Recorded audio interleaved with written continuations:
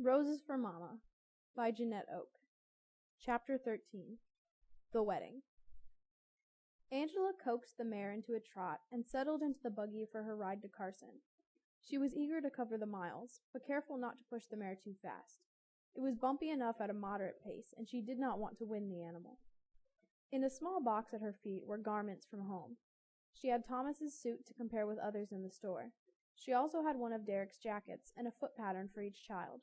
She hoped these would enable her to make some sensible choices for her family and be back home again before it got too dark. The trip took Angela longer than she had anticipated. She kept one eye on the darkening sky as she made her decisions.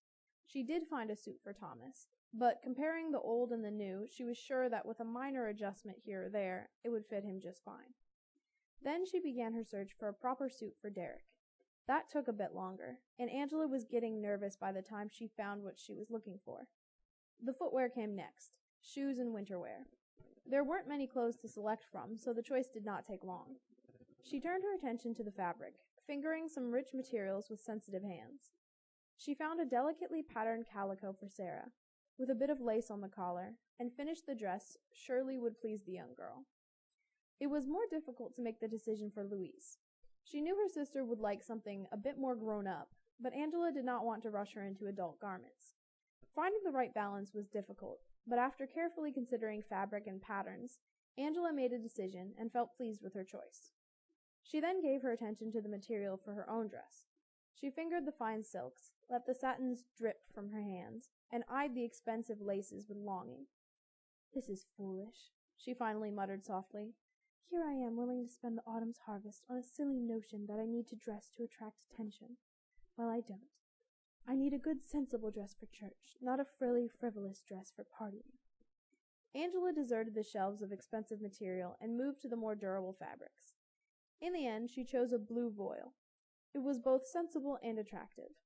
Then, with one eye still on the darkening sky, she hurried to choose materials for warm winter garments and wool yarn for mittens. Having completed her purchases, she piled them all on the counter. The total cost was staggering, and Angela was glad Thomas had insisted she bring extra money. She paid the bill, and the young man in the store helped her load her parcels into the buggy. "Got far to go?" he asked, his eye also on the sky. Angela nodded. She had farther to go than she cared to admit. "Looks like it could snow," the boy went on, and Angela climbed quickly into the buggy and clucked to the horse. "Thank you for your help," she called to the boy as she turned the mare around and urged her to a trot. The mare did not need to be encouraged. She, too, was anxious to be home again. She lifted her nose into the air and snorted, then jerked her head in impatience and headed out of town at a brisk trot. Angela had nothing to do but hold the reins. The wind was blowing now, and she felt the sting of it right through her coat. She tucked herself in a bit more closely and turned her head slightly to the chilling breeze. She would be glad to get home. When at last Angela pulled into the farm lane, she was met at the gate by Thomas, lantern in hand. It had long since grown dark, and she could tell by his pacing that he had been concerned. "It took longer than I thought it would," she called to him in explanation. "I'll take Star. You get in out of the cold," he said, relief in his voice. Angela did not argue. She climbed stiffly down from the buggy. Derek and Louise emerged from the kitchen. "Did you get the things?" Louise asked excitedly. "I did," replied Angela, and realized she could not speak without causing her teeth to chatter. "You'd better get in by the fire," advised Derek. "I'll bring in those parcels."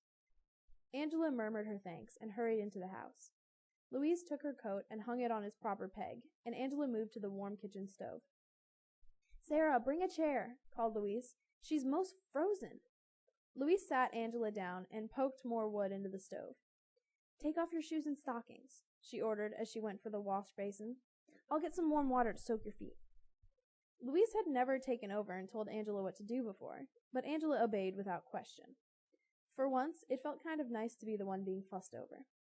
Soon Derek came in with the parcels, and the girls began to coax to see what she had bought. "No, let's wait until Thomas comes in," Angela said, shivering. "We'll all look at them together." Angela was glad Thomas did not take long, though the wait was difficult for the children. "Now you can look, one parcel at a time," Angela said as she sorted the packages, telling them who should open what. They all seemed pleased with her purchases. Louise was especially excited over the new Sunday dress material. Angela knew the girl was envisioning herself in the pretty green print. Thomas took the new suit to his bedroom and soon emerged to model it. It fit him better than Angela had hoped. "Derek, you try on yours," cried Sarah, and Derek obliged. He came out grinning. He seemed pleased that his arm no longer showed below the hem of the jacket sleeve. The pants were a bit long. "Growing room," Angela called it, and promised she'd take up the hem in plenty of time for the community wedding. They fussed over the shoes, the warm materials, the wool, everything Angela had purchased. Angela sneezed once or twice as she thawed out beside the stove, but in spite of her discomfort, she was glad she had made the trip to Carson. They played their game again. Thomas started it spontaneously. "I remember," he began, "one time when Pa and Ma went into Carson. They came back with new clothes for each of us.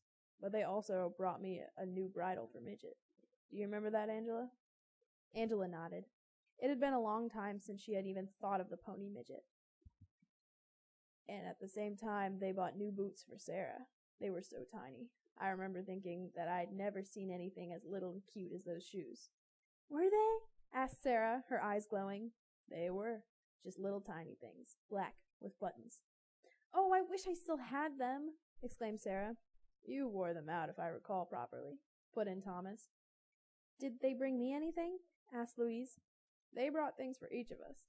Let's see if I can remember some of them. Was that the time? No, it was another time they brought you the white muff. It was from Andrew's store, I think. Do you remember it, Louise?" "The white muff? I do. I remember how I loved to put my hands into it. I would take off my mittens so I could feel it on my hands. It was so soft." Angela sneezed again, and they turned to Derek.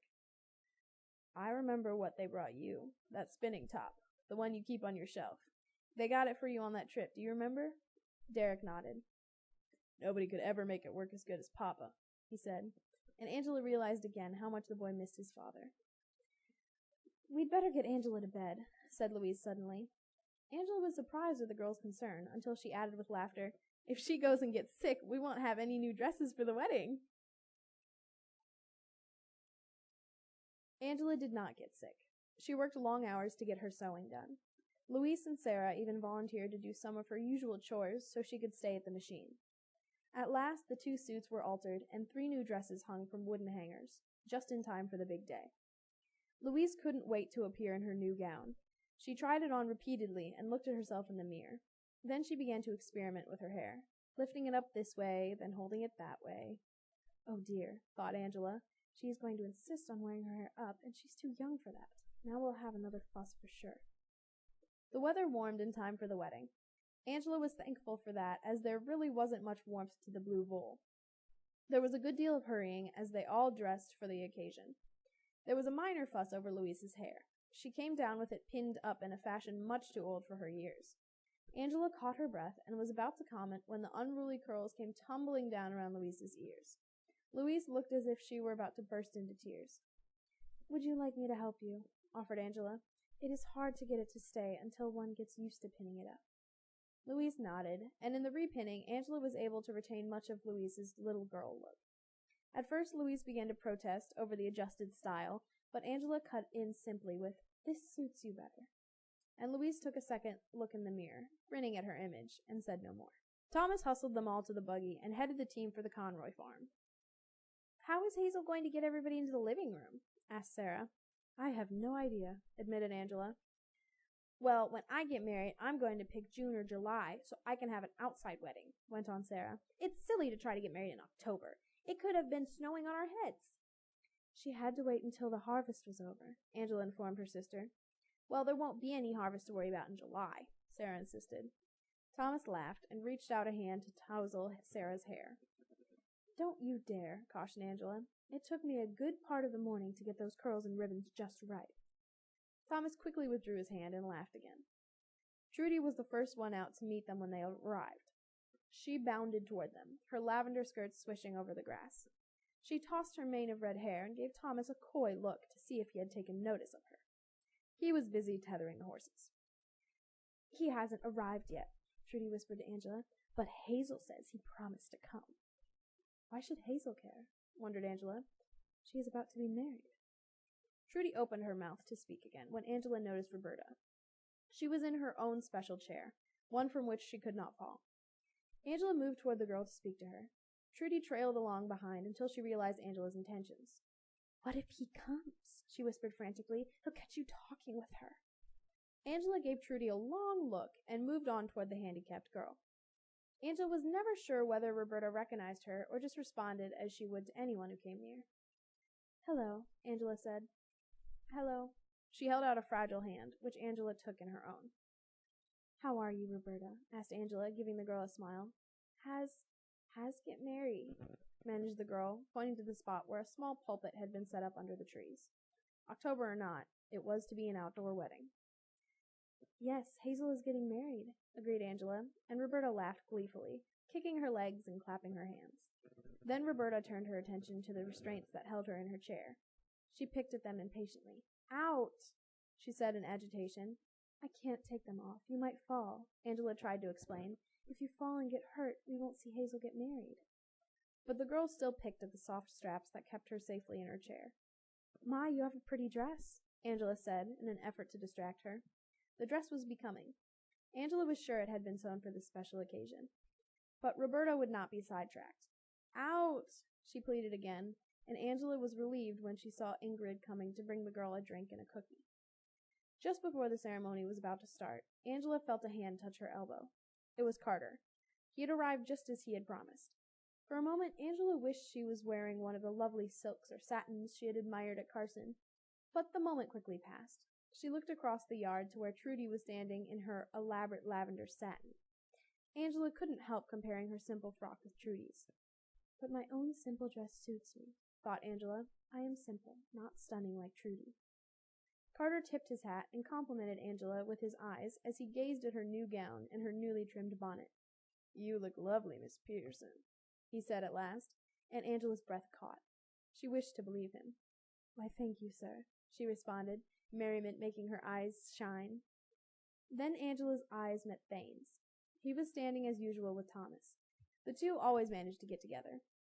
Angela gave a little wave and smiled his way. Thane nodded in response, then returned her smile. But Angela noticed that he did not brighten as he usually did. Was something wrong? She felt her throat tighten. She wanted to ask him the reason for his serious look, but Carter was steering her to a nearby bench. Even then, she might have tried to push her way through the crowd and speak with Thane for just a minute, but the preacher was taking his place at the front of the gathering. The ceremony was about to begin. Hazel made her entrance, and all eyes turned to the bride.